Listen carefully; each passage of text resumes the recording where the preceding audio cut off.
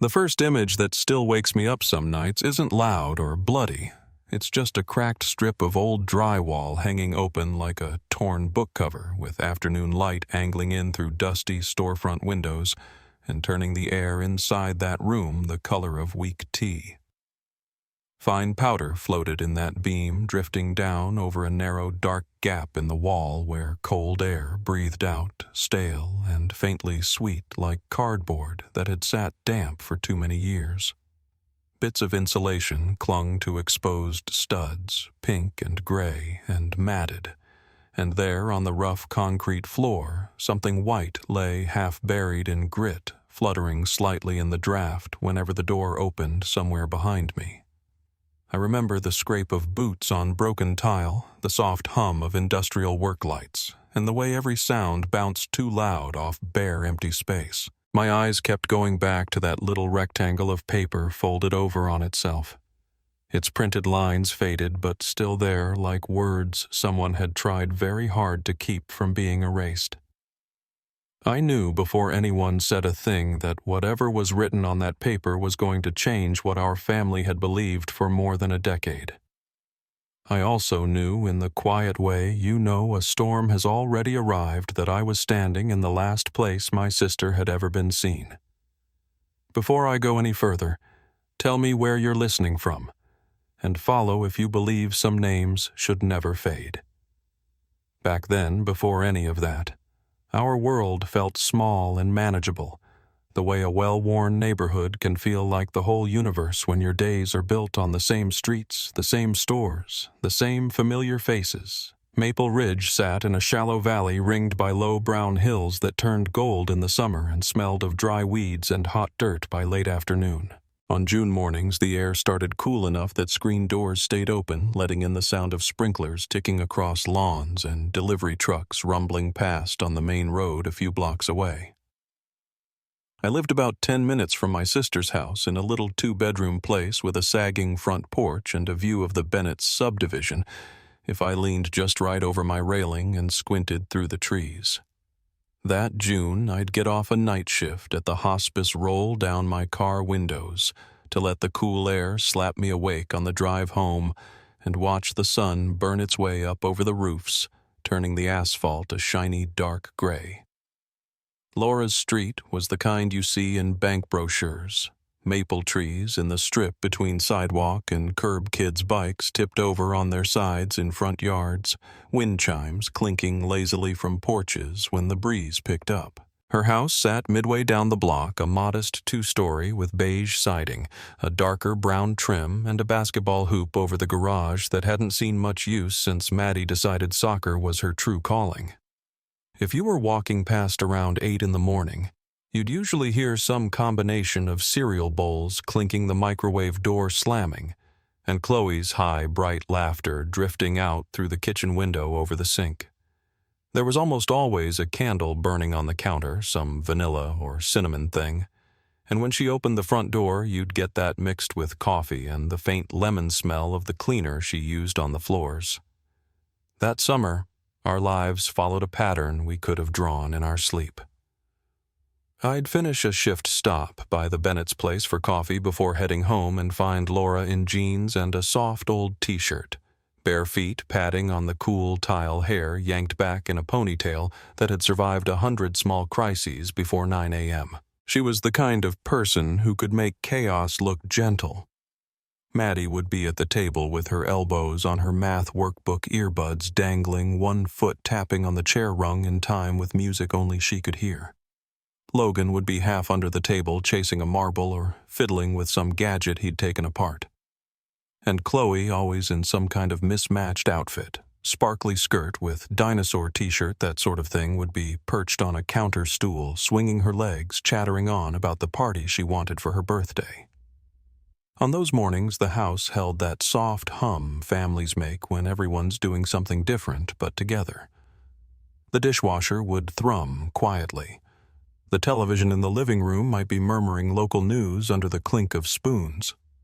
Out front, a mail truck might grind its way to the end of the street, the metal boxes giving a little squeal when the driver flipped them open. The air smelled of toast coffee, And if the sliding door was open, the faint sweetness of the jasmine vine Laura had coaxed along the back fence. There was always something in motion, laundry rotating in and out of the dryer school forms, spread across the table, a soccer schedule stuck to the fridge with a magnet shaped like a cow. Laura took pride in knowing where everything was and when everything needed to happen. She could tell you which drawer held the kids' field trip forms, which bin in the garage had the long-forgotten cleats, and how much milk was left in the fridge without ever opening the door. If you opened her pantry, you'd find rows of cans lined up by type and date cereal boxes turned so their labels faced out, and a little notepad clipped to the inside of the door where she jotted out of items in quick slanted handwriting. When Daniel's construction company offered him more weekend hours that spring, she was the one who made sure the kids didn't feel like they were losing their dad building new routines around his long days, keeping dinners late enough that they could all eat together when he came home sunburned and smelling like concrete dust and sweat. Daniel, for his part, was one of those men who moved through the house like a tired, gentle bear, slow, big-shouldered, careful not to knock into things. He'd come in at the end of the day, boots leaving faint dust prints on the mat by the door, and the room would fill with sawdust motor oil and the metallic tang of rebar on his clothes. He was quieter than Laura, more prone to listening than talking, but when he smiled it creased deep lines around his eyes and shifted the whole energy of the kitchen.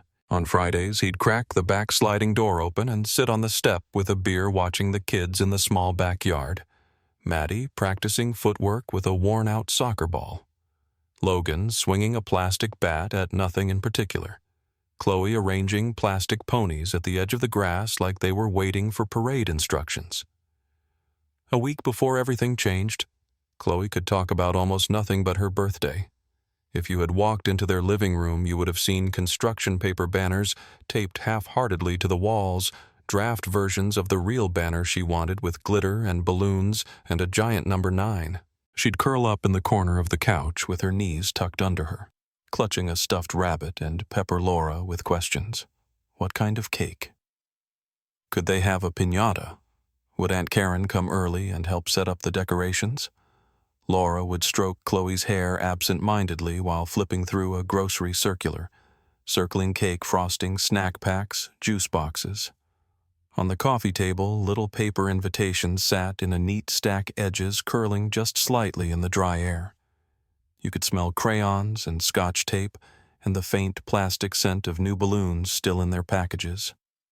I remember one Tuesday night that week sitting at their table while Laura worked her way through a grocery list. The kitchen light above us was warm and a little too bright, humming faintly in the quiet after the kids had gone to bed. Outside, the crickets had started their thin chorus, and from somewhere down the street came the soft thud of a basketball hitting pavement. Then silence, then another bounce. Laura had her pen between her teeth, brow furrowed eyes, scanning the pantry as she read items aloud. Milk eggs, chicken pasta, juice boxes, paper plates, she murmured, tapping the pad with the pen tip. She flipped to a different colored pen and added another line slower this time. Candles. The word hung there on the page, small and ordinary. I remember the scratch of the pen on paper and the way the refrigerator motor kicked on at the same moment, a low, steady rumble under our conversation. We talked about small things that night. One of my patients who'd finally passed gently with his family singing hymns by the bed. The rising cost of groceries. Whether Maddie's soccer coach was pushing the girls too hard. Laura's shoulders rose and fell as she listened, her fingers tracing the edge of her list, and I noticed a tiny chip in the blue polish on her thumbnail. The kitchen smelled like dish soap and lemon and the lingering garlic from the pasta she'd made for dinner. Somewhere in the house, a floorboard gave its usual late-evening creak as the wood cooled. A sound I'd heard 100 times there without thinking twice. That night, for some reason it made me glance toward the dark hallway as if I expected someone to be standing there. No one was. The town itself was holding its breath for summer. By mid-June, the high school had already let out, and the middle school kids were restless in their final days, counting down periods until freedom. Yard sales sprouted at the ends of driveways on Saturdays, card tables sagging under old board games, and boxes of mismatched mugs. In the mornings, as I drove between my place and the Bennett's, the air carried that particular mix of lawnmower exhaust and fresh-cut grass, sharp and sweet and a little smoky. The grocery store, the Safeway on Maple Street, was one of those anchor points for all of us. The kind of place where you could walk in and recognize at least 3 people before you hit the produce section. The fluorescent lights buzzed softly overhead. The cool air smelled of citrus and floor wax, and the same checker with the graying mustache always greeted my sister like they were old friends. Laura knew the store better than I did. She could walk it with her eyes closed. Bakery on the right, produce on the left, dairy, straight back along the far wall. She'd joke that she could run in and out in under 20 minutes if she had to, weaving her cart through the narrow aisles like she was running a timed drill. When we went together, I always slowed her down, stopping to read labels, feeling the chill from the refrigerated cases on my bare arms. On more than one trip, we ended up by the customer service counter where the light fell a little harsher, and the hum of machines behind the wall mixed with the distant beeping of registers. It was just an ordinary hallway to me, leading off toward office doors and bathrooms painted the same neutral beige as the rest of the store. Looking back now, I remember once, months before Laura, standing there with me and frowning slightly at a faint musty smell coming from somewhere down that corridor. "They really need to fix whatever's leaking back there," she'd said, scrunching her nose before we moved on. At the time, it was nothing. A passing comment. On the Friday night before Chloe's birthday weekend, I stopped by their house after work with a bag of dollar store decorations dangling from my wrist. The sky outside was that deep, velvety blue you only get in early summer when the heat has finally begun to bleed off the pavement, but the day isn't ready to let go. Moths bumped clumsily against the porch light, their wings making dry, papery sounds against the glass. Inside, the living room glowed warm and cluttered throw blankets on the couch, a half-finished puzzle on the coffee table, Chloe's school backpack tipped on its side with papers spilling out like a small landslide.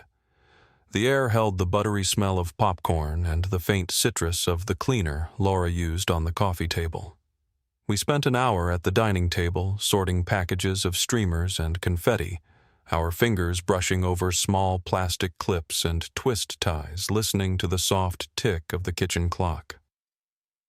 From down the hall came the low murmur of Daniel's voice, reading to Logan, every so often interrupted by the boy's high, insistent questions. Maddie sat with us earbuds in, but only half listening to her music, occasionally chiming in about which color balloons Chloe would hate and which ones would make her squeal.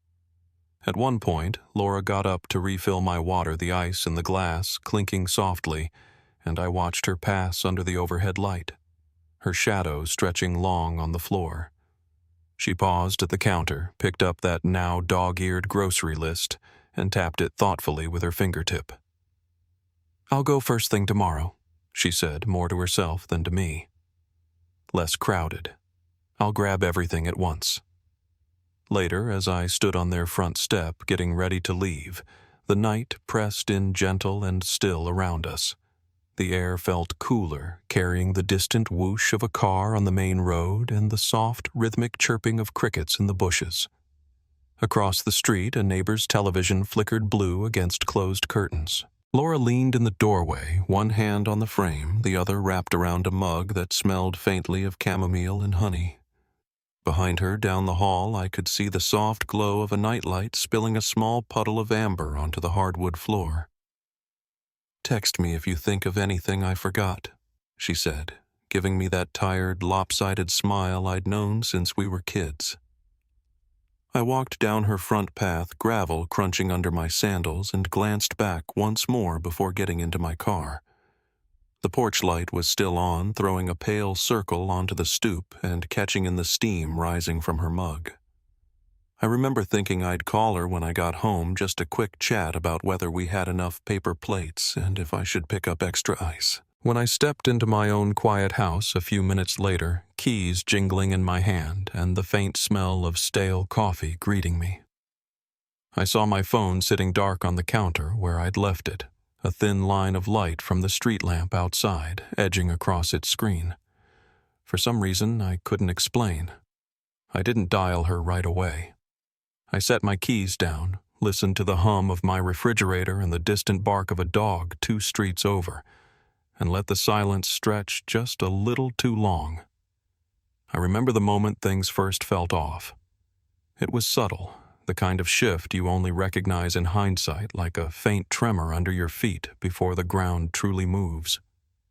That afternoon had been warm for June, the air thick with that dry California heat that clings to you even after the sun starts to slide down. I'd been home for a couple of hours, dozing on my couch with the curtains partly drawn, letting the breeze slip in through the screen door. The house was quiet except for the soft tick of my living room clock and the occasional crunch of tires on the road outside. Nothing in those early minutes hinted that the world I knew was fraying at the edges. When my phone finally buzzed, it startled me upright. I remember blinking at the bright screen, expecting a text from a coworker or a reminder about one of my hospice patients. Instead, I saw Maddie's name. She didn't text me often. Usually she saved her teenage commentary for her mother, so I opened it quickly, rubbing the sleep from my eyes. Aunt Karen did. Mom, forget me. I'm still here at the field. The words didn't quite register at first. The house felt suddenly too quiet. The late afternoon light, too, still dust motes drifting in the air like they were suspended in amber. I called her immediately, listening to the wind scratch across the phone as she answered. I could hear the emptiness around her. No kids laughing, no parents chatting, no whistle from a coach calling out instructions. Just the thin sound of someone waiting alone. "Where's your mom?" I asked, trying to keep my voice even. She exhaled hard. "I don't know. She was supposed to be here at 4. I checked the time. 4:18. 20 minutes late wasn't like Laura, but I told myself not to jump to anything dramatic. Traffic, a long line at the store. Maybe she'd forgotten her phone in the car again. I told Maddie to stay put and that I'd call her back after checking in with her mom. The first time I called Laura, it rang through to voicemail. Her cheerful recorded message filled my ear, warm and familiar. And for a second I smiled, despite the knot forming in my stomach.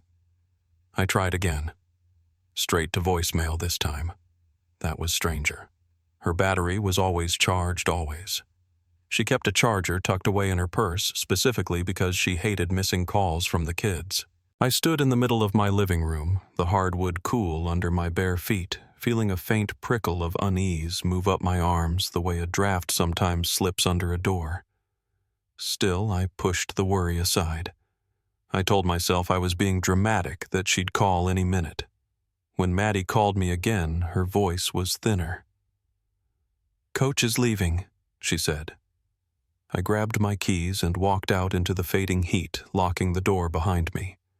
The dry evening air smelled faintly of asphalt and distant barbecue smoke. As I drove toward the field, I kept glancing at my phone on the passenger seat, hoping it would light up with Laura's name. It didn't. The sun sat low behind the hills, turning everything gold and a little blurry. I found Maddie sitting on the curb beside her coach, her soccer bag propped against her leg. Her shoulders were stiff, her ponytail coming loose, her cleats still dusty from the game. When she saw me, she stood quickly brushing off her shorts. "I tried calling again," she said, holding up her phone like it had betrayed her. "It just goes to voicemail." I put my arm around her, feeling her slight tremble. We waited a few minutes longer, just to be sure, watching the empty parking lot as the last few cars pulled away, their taillights flickering briefly against the pavement. Laura didn't appear. I drove Maddie home. The two of us quiet, except for the soft buzz of the car's air conditioner and the hum of tires on the road. As we turned onto their street, I saw the house sitting still and ordinary in the early evening light. Lawn-mowed porch light off, curtains partly open. Nothing looked wrong. If anything, the normalcy made my skin feel tight. Maddie pushed open the front door, calling out Mom in a tone that wavered between hope and dread. No answer. The house felt abandoned in the way only familiar spaces can when something isn't right. Daniel wasn't home yet. He wasn't due back for another hour, and the kids' backpacks were still on their hooks. Logan's sneakers tossed by the stairs. Chloe's coloring pages spread across the coffee table. She's just running late, I told myself again, though the words felt thinner every time I repeated them. I checked the charging station where Laura always kept her phone plug, but the cord sat coiled neatly unused. Her purse wasn't on the counter. Her car keys weren't on the hook by the door. When I opened the refrigerator, a leftover bowl of pasta from the night before sat untouched, the neat rows of chilled items undisturbed. Nothing looked out of place except for her absence. By the time Daniel called frantic because he'd gotten a message from Maddie and had sped halfway across town, the air outside had cooled sharply. The sky was darkening to a purplish blue, and the porch lights were winking on up and down the block. He burst into the house still wearing his work boots, dust streaked across his forearms. Breath too fast. "Where is she?" he asked, before even setting down his keys. I told him everything I knew, which wasn't much, and we tried calling her again. Straight to voicemail. That robotic message again and again, sharp and final in the quiet kitchen. We decided to drive back to the soccer field, though I don't know what we expected to find. Maybe that she'd turn onto the street at the same moment we did, waving apologetically, laughing about some silly mistake. The field was empty, the sky wide and dim, the distant sound of bats hitting balls from the baseball diamonds carrying faintly on the breeze. Nothing. We sat in the parking lot for a moment, the engine idling, the headlights carving out two bright cones in the dusty air. I told Daniel we should try the places she might have stopped. Maybe she'd run an errand. Maybe she'd needed something for the birthday weekend. We drove past the pharmacy where she bought sunscreen and cough syrup. Lights off, doors locked. We checked the gas station she sometimes stopped at when the tank ran low. No sign of her. Finally, almost reluctantly, we pulled into the grocery store where she liked to shop. The parking lot was busier than usual for that hour, late shoppers grabbing last-minute things. But as we drove slowly up and down the rows, the truth began to settle in like a stone in my chest. Her minivan wasn't there, not at first glance, but on our second pass, Daniel braked suddenly. Third row from the entrance. A silver minivan parked slightly crooked in the way Laura often parked when she was in a hurry. My mouth went dry. We pulled up beside it and stepped out. The heat trapped inside the car fogged the windows from the inside, and the air smelled faintly sour when Daniel opened the hatch. Her reusable bags were there, 6 of them, lined up neatly just the way she always organized them. Melted streaks of ice cream clung to the bottom of one bag, the liquid sticky and pale. The milk was warm. The chicken in its package had begun to swell, edges fogged with condensation. The air inside the car was heavy and stale, more than 80 degrees thick enough to make me swallow hard. But her purse was gone. Her phone was gone. Her sunglasses sat in the cup holder. Her book was on the passenger seat, a bookmark peeking out halfway through. A purple soccer ball rolled gently back and forth in the trunk as the car rocked in the breeze. Everything she would have needed for a normal day was there, except the most important thing, her. Daniel's hands shook as he shut the hatch, his knuckles pale. "She wouldn't just leave this here," he said, voice low and raw. I nodded. My throat felt tight, like something was pressing against it from the inside. The fluorescent lights from the store cast a harsh glow across the hood of the minivan, and for a moment I wondered how many shoppers had walked right past that car unaware of what it meant. The warm evening air carried the faint hum of the store's rooftop units, a steady mechanical drone that made everything feel strangely distant. We went inside the store, both of us moving faster now, our footsteps sharp on the tile. The cool air hit my skin like a shock. There was something disorienting about stepping under those bright lights, knowing she had been there earlier that day, pushing a cart, smiling at a cashier living her normal life. Workers restocked shelves, a little boy cried near the bakery display, and a cashier joked with a customer as she scanned items. Everything was so painfully normal. We checked the aisles quickly, then not so quickly, then obsessively, our eyes sweeping over each person, each corner. I remember the squeak of an old cart wheel somewhere behind us, the hum of the deli case, the warmth of my own breath against my mask of calm. We found nothing. A manager came over when he noticed us searching with that edge of panic people try and fail to hide. He listened, frowning, and said he'd check the back hallways. We followed him past customer service into that dim corridor with the low hum from behind the walls and the faint mustiness I remembered once noticing with Laura months before. He opened the bathrooms, the break room, the office. Empty. When we stepped back into the store's main lights, something inside me shifted. I felt a coldness settle in my stomach, not sharp but deep, like the first hint of winter seeping under a door. Daniel put his hands on his hips, breathing hard, staring down at the polished tile floor, as though it might offer some kind of answer. Around us, shoppers moved easily through their errands, unaware that every minute felt heavier and more unreal. We walked outside again, the night air cooler now, carrying a faint smell of nearby pine trees and warm asphalt.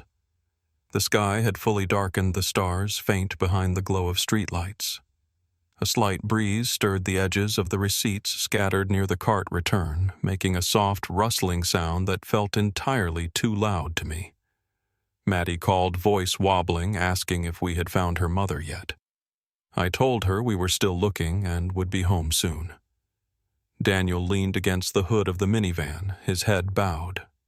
The parking lot lights cast long shadows across the pavement, and for a moment it felt like the whole place was holding its breath. A distant siren wailed somewhere far off, fading quickly. The store's automatic doors opened with a soft whoosh behind us, letting out a burst of light and noise before sliding shut again.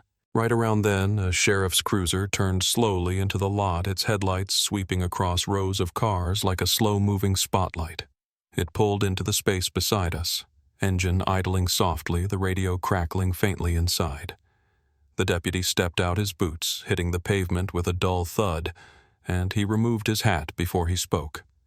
And in that quiet gesture under those buzzing lights, I felt the full weight of dread settle over me, heavy and certain, long before anyone said what we were all afraid to hear.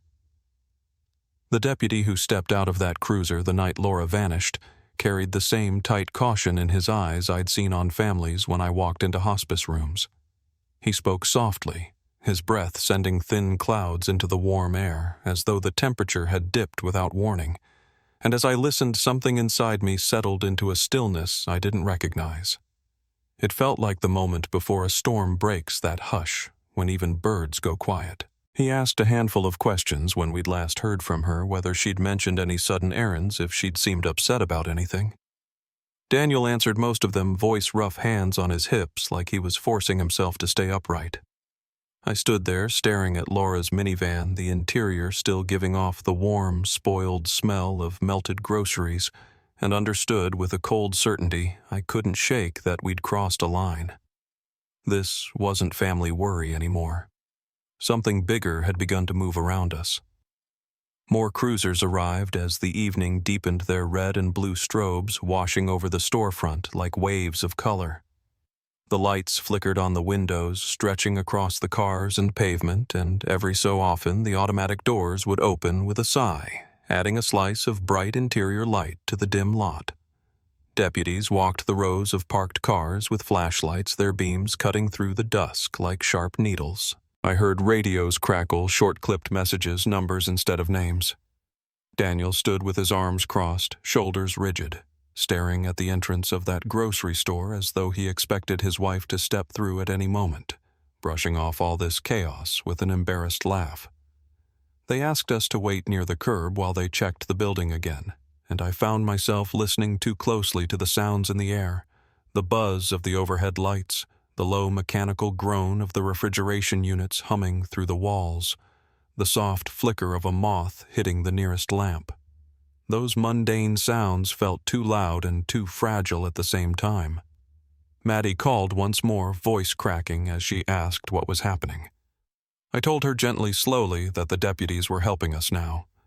I remember her exhaling shakily on the other end, the sound thin and scared. Around midnight, a detective arrived, a woman I later came to know well, named Maria Cortez. She looked to be in her mid-30s back then, maybe 34 or 35. Her dark hair pulled back, her expression steady in a way that made me feel both reassured and deeply worried. She introduced herself quietly, shaking Daniel's hand with a firm, deliberate grip. Then she crouched briefly to look inside the minivan again, her flashlight resting on her forearm as she studied the melted streaks on the bags and the forgotten book on the passenger seat. When she straightened, her face held a tightness around the eyes that told me she was already forming possibilities she wasn't ready to speak aloud. She told us they would keep the minivan in place for the night, but block it off with tape. She told us they were pulling more footage from the store. She told us that for now we should go home and be with the kids, that someone would check in by sunrise. Her tone was calm, each word measured, but the coolness beneath it made my skin prickle. As we walked toward Daniel's truck, I glanced back once more at the store, the bright lights glowing unnaturally against the night sky, a few shoppers drifting in and out as though nothing extraordinary was unfolding just yards away. The air had cooled by the time we reached the Bennett house. A faint smell of damp earth rose from the lawns as sprinklers clicked on up and down the street. Inside, Logan and Chloe were huddled together on the couch, eyes wide. Maddie paced the hallway like she was trying to wear a path into the hardwood. When Daniel told them their mother hadn't been found yet, they fell into a stunned silence that felt heavier than crying. I stayed with them overnight, dozing lightly in an armchair, waking at every small sound. The pop of cooling pipes, the creak of wood settling each one, sending a rush of adrenaline through me before I remembered where I was. Just past dawn, the phone rang. The sharp, jarring sound echoed through the quiet house. Daniel snatched it up, listening hard, his shoulders rigid, then nodded slowly. They wanted us back at the parking lot. Morning light brought a strange clarity to everything. The grocery store's facade looked ordinary again under a pale blue sky, but the parking lot was transformed. Deputies stood by their cruisers drinking coffee from paper cups, steam curling up into the cool air. A white command van had been parked near the entrance, its back doors open to reveal maps taped to interior walls. Someone had spread a large county map across the hood of a patrol SUV, weighed down with radio's highlighters and a half-eaten granola bar. The smell of diesel from idling vehicles hung low. K9 units arrived not long after the dogs, restless, pulling at their leashes as they sniffed the morning air. Their handlers wore green uniforms and sturdy boots, each movement confident and practiced. When one of the dogs picked up Laura's scent from the minivan door handle, it let out a soft bark, almost a cough, before lowering its nose again. I watched its tail straighten, watched its muscles tense, and for a moment I felt a flicker of hope. The dog pulled hard toward the entrance of the store, its nails clicking on the pavement until it reached the sliding doors. Inside, its bark echoed faintly through the aisles as it followed an invisible trail. I stepped back with Daniel as they moved past the cool air pouring out of the entrance and raising goosebumps on my arms. When they reached the hallway behind customer service, the dog paused, sniffed the base of the wall, then looked back at its handler with a puzzled whine. They circled the area twice, 3 times. Same spot, same abrupt stop, as if the scent went no farther. I caught the handler's expression, something like confusion, something like caution, and for reasons I didn't understand then, that small detail unsettled me more than anything else we'd seen so far. Deputies began canvassing the surrounding area. They checked dumpsters, the loading dock, the narrow strip of trees behind the parking lot where dry leaves rustled under their feet. I walked along the edge of the lot, listening to the crunch of gravel and the steady beep of a truck backing up near the loading bay. The sun climbed higher, bringing with it that dry heat again warming the pavement until it felt almost tacky under my shoes. By mid-morning, volunteers had joined the search neighbors, retired folks with hiking sticks, parents from Maddie's soccer team. Coffee cups were passed around. People whispered to one another in low, urgent tones. Maps shifted hands. Daniel stood apart from the groups, his eyes fixed on the entrance of the store as though trying to replay every step his wife might have taken. I stayed close to him, feeling the weight of each silent minute press harder and harder. Detective Cortez briefed everyone near the command van. Her voice carried over the murmur of the crowd, steady and controlled. She explained they were searching outward in Ring's parking lot perimeter, nearby businesses, the wooded strip beyond the rear fence. Her hand hovered over the map as she traced possible paths, her finger tapping lightly near the edges of the property line. The air smelled faintly of pine sap drifting in from the hills, mixing with exhaust and sun-warmed concrete. The sensory mix was odd, disorienting, like two different worlds pressed together. We walked along the rear fence line with a deputy named Evans, a younger man with kind eyes. His boots pressed deep into the dry dirt, leaving clear impressions. We found a scrap of fabric caught on a branch, pale blue fluttering in the breeze. My heart kicked hard in my chest, but Evans shook his head gently. "Weathered," he said. "Been here a long time." He tucked it into a small evidence envelope anyway. I watched the door seal close, the thin plastic crackling softly, and felt a small flame of hope flicker, then sputter out. Radio chatter filled the air tones, beeping voices giving updates. South corner clear. No sign in the drainage ditch. Checking the maintenance access now. Each call ended with the same quiet pause before the next voice chimed in. I learned quickly that clear could feel as crushing as no. Every negative answer tightened something around my ribs. By early afternoon, a chopper was circling the edge of town. Its low thrum vibrated in my chest as we stood in the parking lot looking up at it. Daniel squinted into the sun, shading his eyes with his hand. "They'll find her." He whispered the words shaky and thin. The breeze carried the sharp smell of jet fuel down to us for a moment before fading again. Rumors began drifting through the crowd almost immediately. Someone mentioned seeing a suspicious van on the highway. Another neighbor swore she heard sirens near the riverbank earlier, though no record supported it. Two older men debated whether Laura might have slipped and fallen somewhere behind the store, though there was nowhere steep enough to cause real danger. Every theory was whispered, tested, and then quietly abandoned. At one point, a volunteer said softly that maybe Laura had just stepped away, taken a break, needed space. I felt Daniel stiffen beside me. He didn't shout or argue, but his jaw clenched hard enough to show tendons along his neck. I laid a hand on his arm, feeling the heat of his skin under the thin fabric of his shirt. The man who had said it looked away, quickly embarrassed. But the seed of that suggestion lingered in the air, sour and unwelcome. The kids stayed with a neighbor most of the day. Maddie kept trying to call her mother, holding on to her phone like it was the last thread tying her to something safe. When one of us checked in, she asked if she should try sending a text instead in case her mother had found a charger somewhere. Each time the answer felt heavier. As the day wore on, exhaustion settled across the searchers. Shirts stuck to backs. Sweat gathered at the temples. Bottles of water emptied quickly. Dust clung to boots and cuffs of jeans. Even the dogs grew more subdued, their tongues lolling their paws, kicking up dry grit with each pass. Detective Cortez walked from group to group, checking progress, her expression tightening each time she returned to the command van. A deputy called us over mid-afternoon. For a moment, my breath caught, thinking, hoping they'd found something.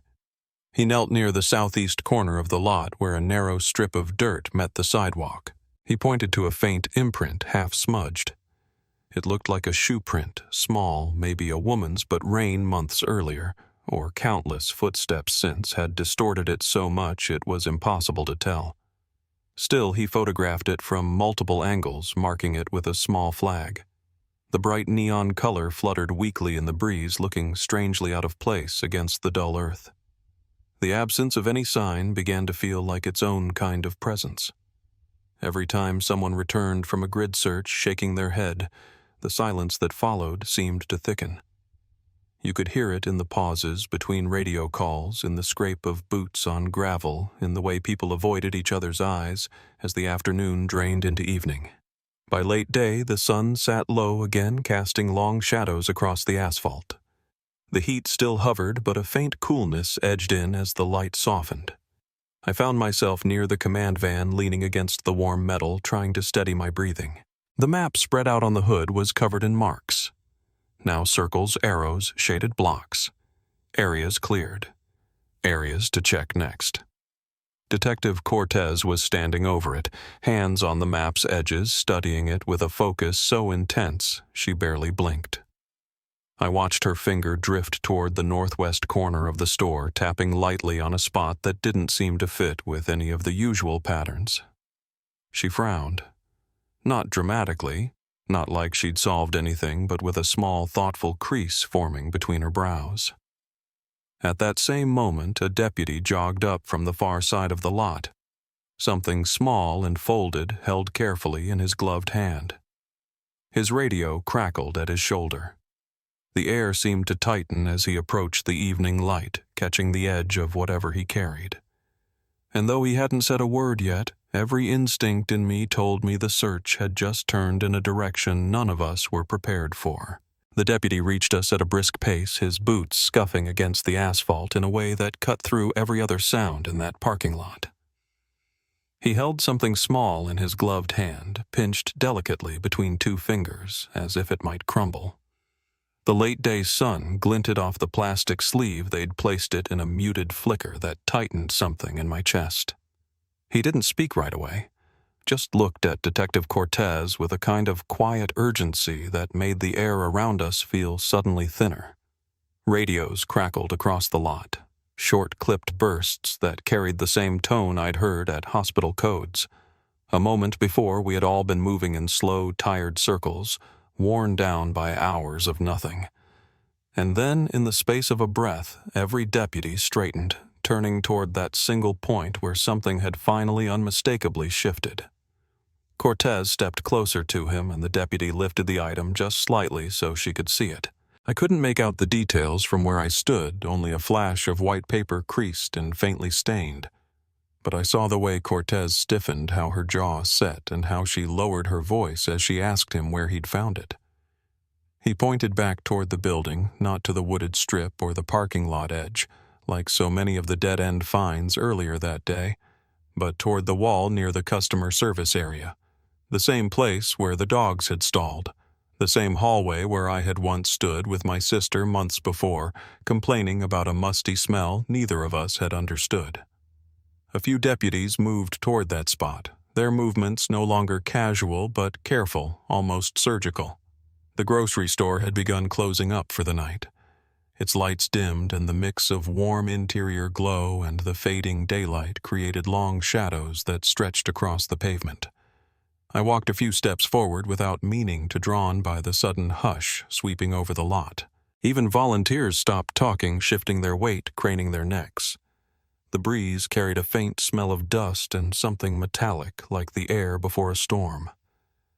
When the first deputy radioed in, short, terse, controlled Cortez turned to Daniel and me. Her expression was calm, but her eyes held the kind of gravity that made my pulse throb in my ears. "We need to check something inside," she said softly. "It may take time. She didn't tell us to stay put. She didn't tell us to go home." She just gave a slight nod toward the storefront, as if acknowledging the shift we all felt but didn't dare name. Daniel's lips parted, as if he wanted to speak, but no sound came out. He just reached for the edge of the nearest vehicle to steady himself, fingers curling around the cool metal. Inside the store, the overnight cleaning crew had paused their work mops, hanging still vacuums, silent. The fluorescent lights hummed above us, flickering slightly where a ballast was starting to fail, casting an uneven wash across the polished tile floors. The smell of floor wax mixed with stale air from the back corridors, and every footstep echoed as deputies moved with deliberate purpose. I followed at a distance, afraid of being in the way, yet unable to let them out of my sight. The hallway behind customer service was narrow and dimmer than the rest of the store, lit by a few overhead bulbs that cast a yellowish tint over the beige walls. A strip of venting along the floor exhaled cool air in uneven bursts. Deputies had taped off one section of wall just a few feet wide where the dogs had earlier lingered. The tape fluttered slightly in the air from an AC unit, making a faint snapping sound that reminded me of hospital privacy curtains. Cortez crouched near the baseboard, running a gloved hand lightly along the seam where drywall met floor. As she did, a deputy brought over a small portable light, its bright beam slicing across the surface and revealing fine hairline cracks in the paint that I hadn't noticed before. A construction specialist had been called in earlier as part of routine protocol. He ran his knuckles lightly along the drywall, listening to the sound it made, a dull, muted knock too dense for a hollow partition. He frowned and tapped again, a slight vibration shivering through the surface. "This shouldn't be a load-bearing wall," he murmured. "At least not according to updated plans." Cortez shot him a quick look. He shrugged, unsettled. "But it sounds patched, not original." The portable lights cast sharp shadows as two deputies began carefully cutting into the wall using small circular saws that buzzed with a high, steady whine. The smell of gypsum dust rose immediately, chalky and dry, catching in my throat. Powder drifted upward in pale clouds, swirling through the beams of light like snowfall in a flashlight's glow. I felt my hands grow cold even though the air around us was warm from the lights and the bodies packed into the narrow space. When the first panel came loose, it sagged forward with a low groan. The deputy steadied it with both hands, easing it free. Cool air spilled out from the dark cavity behind it, cold, stale, carrying the faint, earthy scent of trapped space. A ripple of murmurs passed through the corridor as the deputies angled their lights inside. I remember hearing one soft gasp quickly stifled. The space behind the wall was smaller than I expected, no taller than a crawl space, cramped unfinished, framed by old studs and a stretch of poured concrete. Dust coated every surface thick enough that it dulled even the harsh beam of the portable lights, and in that tight enclosure pressed back against the far side was a shape no one wanted to see, but everyone recognized. A human outline. Still, folded into itself. I felt my breath catch. The floor under my feet seemed to tilt. My fingers went numb as if someone had drained the blood from them. For a few long seconds I couldn't hear anything except the slow thump of my own pulse in my ears. The lights flickered across the space again, more precisely this time, and the truth solidified in front of us. Bones. Clothing reduced to faded scraps. A pair of small empty shoes still on the skeletal feet, and in the right hand, curled gently inward, something white no larger than a playing card. A deputy reached in carefully with gloved fingers and lifted it slightly enough for the light to catch its surface. A thin sheet of paper yellowed with age, edges fragile. I saw the faint lines of printed ink across it, though the angle kept me from reading the words. Detective Cortez stared at it in a way that told me she already knew. Her jaw tightened, her eyes lowered, and before she even spoke, before any confirmation passed between officials, I knew too. The cold inside that wall seeped outward, brushing across my skin like a draft from an open freezer. My knees softened, and I pressed my hand to the frame of the doorway to keep myself upright. Tears welled without falling, blurring my vision, until all I could make out were shapes and shadows. Daniel stepped forward only to freeze where the tape line began, his breath hitching audibly. His shoulders shook once, then locked. The sound he made in his throat was quiet, strangled, almost swallowed. Deputies began widening the opening, carefully preserving every inch for the forensic team that was already en route. Radios buzzed with instructions, low-voiced, quick, purposeful. A sheet was brought to shield the view from the rest of the store. Someone dimmed the lights in the hallway, leaving only the focused beams shining into the cavity. Dust settled slowly in the air, drifting down like pale ash. Once the remains were fully visible, Cortez turned to us with an expression I will never forget. It wasn't pity. It wasn't shock. It was something deeper, an acknowledgement of the weight she was about to place on our shoulders. Her voice stayed soft, almost reverent, as she confirmed what we already knew: they had found my sister. Found her in a place none of us had ever imagined, sealed in a forgotten pocket of the building, hidden behind drywall that had been installed with professional precision. The paper in her hand, the item the deputy had first shown her outside, was a receipt from the day she vanished, time-stamped, listing one small purchase, a pack of birthday candles for her youngest child. That detail, more than the rest of the horror, made Daniel buckle where he stood, sinking down, until one deputy gently steadied him by the arm. As investigators began documenting the scene, something colder than grief settled over me. A growing realization that this wasn't an accident. You don't end up sealed behind a wall by mistake. Someone had placed her there. Someone had known that old maintenance cavity existed. Someone had taken steps to ensure she was never found. For a long while I stood motionless as the forensics team arrived and began their quiet, methodical work. Cameras clicked softly, flashes briefly illuminating the tight space before darkness reclaimed it. Evidence markers were set down one by one, their bright colors stark against the dusty concrete. Conversations were kept low-measured, respectful. Daniel eventually stepped away from the wall, escorted gently by a deputy to the far end of the hallway where he could sit. His hands shook so badly that when I took one of them it felt like holding a live wire. Neither of us spoke. There was nothing left to say. Hours passed.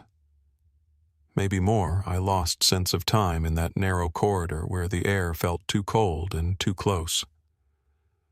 Eventually, Cortez approached us again, her voice steady but edged with exhaustion. She explained that preliminary findings suggested my sister had died the day she disappeared. That signs in the wall, along with the materials sealing the space, pointed to a deliberate enclosure done with skill. That they were already cross-referencing old building plans, employee logs, maintenance records. Her tone told me they had suspicions. Her eyes told me those suspicions pointed close to home for that store. Outside, the night had darkened fully. The lot was nearly empty, save for cruisers with their lights off and a few silent onlookers kept at a distance by tape. The refrigerated trucks hummed softly near the loading dock, the sound oddly soothing in the midst of everything else. The cool night air hit my face as we stepped out of the building, clearing the dust from my lungs but leaving the weight in my chest untouched. Detective Cortez gathered us near her car. She spoke gently, explaining the next steps, statements, interviews, formal identification. I listened in a haze, catching only fragments, as if underwater. A deputy offered us water bottles. The cold plastic felt almost painful against my fingers. Somewhere behind us, a news van's generator kicked on, sending a faint vibration through the ground. Before we left, Cortez paused beside her cruiser, standing in the spill of lamplight. She took a slow breath, steadying herself, then told us they were preparing warrants. That tonight would be long. That the truth, whatever it was, would not stay hidden much longer. I felt the night wrap around us, then quiet and heavy. And as Daniel and I followed the deputies toward the station, the store behind us sealed off and silent. I knew we were crossing into a reality none of us could ever return from. The night after they found my sister behind that wall moved in slow, staggering steps, as if time itself had thickened around us. At the station, everything smelled faintly of burnt coffee and old carpet, the kind of scent that clings to paperwork and long hours. Deputies walked back and forth past the glass-walled conference room where Daniel and I sat their radios whispering updates that blended into a low, constant hum. The fluorescent lights above us buzzed softly, flickering just enough to make my eyes ache. Daniel sat with both hands cupped over his face, elbows propped on the table, breathing in tight, uneven pulls. I leaned back in my chair, staring at the far wall, trying to make room in my chest for the truth that had finally landed. Every few minutes, I'd hear the soft thud of doors opening down the hall or the faint squeal of someone's chair, and each sound felt sharper than it should have been. Detective Cortez stepped in and out of the room throughout the night, her voice low, her clipboard always tucked under one arm. She gave us space, but she also kept us steady by offering small, clear pieces of the process, what forensics was doing, what would happen to the remains, what paperwork needed our signatures. Her tone held a gentleness I hadn't expected from someone who dealt with cruelty for a living. I watched her tuck a loose strand of hair behind her ear as she explained what they knew so far, her voice soft but unwavering. When she left, the room felt colder, as though some heat had gone with her. Word traveled quickly through our town. By morning, neighbors were leaving casseroles on our porch, not because anyone was hungry, but because doing something, anything, felt like a way to breathe again. Folks from church stopped by with quiet embraces, their hands warm on our backs, their eyes red. The kids' school counselor called 3 times to offer help. Even people I barely knew sent messages that appeared on my phone in delicate bursts of light through the early dawn darkness. "We're so sorry. We're thinking of you. Anything you need." Each message felt like a small ripple across the surface of a deep, unmoving lake. When the detectives finally made the arrest, it came with a kind of hollow stillness. The man responsible had been someone we'd all seen working at the grocery store for years, a familiar face that blended into the background so completely that none of us had ever thought twice about him. His house was only 20 minutes away in a quiet neighborhood much like ours. The morning they picked him up, deputies stood in the driveway under the soft, pale sunrise while neighbors peeked from behind curtains, their expressions a mix of dread and disbelief. He didn't resist. He just sat there at his kitchen table when they entered, hands folded like he'd been waiting for the knock. Later I learned that he confessed without a fight, his voice flat and thin, describing a moment of panic and a terrible choice that spiraled into something monstrous. He'd taken money from the store's safe that afternoon, and my sister had walked in at exactly the wrong second. Everything after that, her collapse, the hidden space in the wall, the sealing of the drywall, had been carried out with the cold precision of someone clinging to survival at any cost. The trial moved faster than I expected. Courtrooms always feel too quiet to me, as if the air is holding its breath. Sitting through the hearings, I could hear every shuffle of paper, every cough, every tap of a shoe against linoleum. The prosecutor spoke calmly, spelling out the facts with a kind of grave clarity that made even the smallest details feel enormous. When the defendant walked in wearing that loose beige jumpsuit, Daniel stiffened beside me, his hands balling into fists. I felt my own breath shorten, the sound of it loud in my ears. The man didn't look at us. He kept his head down, his shoulders small. During the sentencing, the judge's voice echoed through the courtroom like a distant thunder roll. Her words came slowly, each one landing with a weight that settled into the room and stayed there. She spoke of the cruelty of sealing a woman into a narrow space, the prolonged suffering of a family left with no answers for over a decade, the betrayal of trust placed in someone responsible for the store's safety. When she handed down the sentence, decades to life, it didn't bring relief so much as a cold, quiet finality. Justice, in the strictest sense, had been done. But justice doesn't undo anything. It doesn't fill the empty chair at a dinner table or bring back the sound of a voice you've been straining to hear for years. For Laura's kids, the aftermath settled into their lives in different ways. Maddie, who had been so strong at 12, carried her grief like a stone in her pocket, always there, always weighing just enough to change her posture. She grew into a young woman who double-checked locks and kept her phone always charged, always close. Logan spent years grappling with anger that didn't have a clear outlet, the kind that flickered unpredictably like a jar with a fire inside it. Chloe, the youngest, rebuilt her memories in strange, beautiful ways. Scraps of her mother's voice, the smell of her perfume, the shape of her handwriting on old lunchbox notes. She told me once that she sometimes dreamed of the birthday cake her mother had been planning that night, even though she couldn't remember what it looked like. For me, the change came in quiet, persistent shifts. I found myself avoiding the grocery store entirely for months, driving 5 extra miles to shop somewhere else. When I finally went back, the new building had none of the old one's angles or shadows, but the scent of lemon floor polish in the entrance still made my stomach tighten. I couldn't look at the wall behind customer service without feeling the air grow colder around me, even though it was rebuilt and clean. Some habits never returned. I checked the time compulsively. I answered every call, even if I didn't recognize the number. If a family member was 5 minutes late, I felt that old panic nudge the back of my throat in a way that never truly went away. The memorial for my sister was held in the spring after the trial.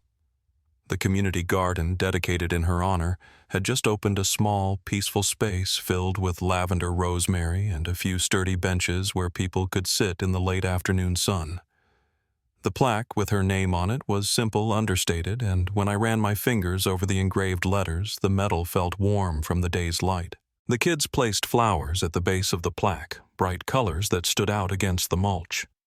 Daniel stood quietly behind them, hands in his pockets, shoulders hunched as if trying to shelter them from the wind. In the years since I've watched the garden become a place people go when they need to breathe. Sometimes I sit there myself early in the morning when the dew still clings to the wood, the air crisp and smelling faintly of soil. I think about my sister's laugh, the way her eyes narrowed when she smirked the scent of coffee on her breath on those sleepy mornings we shared at her kitchen table. I remember her handwriting round, neat letters on grocery lists and birthday cards. I picture her folding laundry with that little hum she had when she thought no one was listening. Those memories have kept her close, even as the years moved on without her. I learned something in all of this. Something simple, but sharp. Most of the moments that define our lives aren't marked by warning bells or signs. They arrive quietly in the middle of an ordinary day, a grocery list half written, a promise to call later, a plan to catch up over coffee. And then, everything changes. What remains afterward are the echoes, the habits you keep, the people you hold tighter, the places you visit with a different kind of reverence. And sometimes, long after the noise has faded, a single image will return with startling clarity, a small paper folded in a skeletal hand, held onto even in the dark, as if it were a last reminder of the life waiting outside those walls. If you're still here with me, let me know where you're listening from and follow the channel so these stories are never forgotten.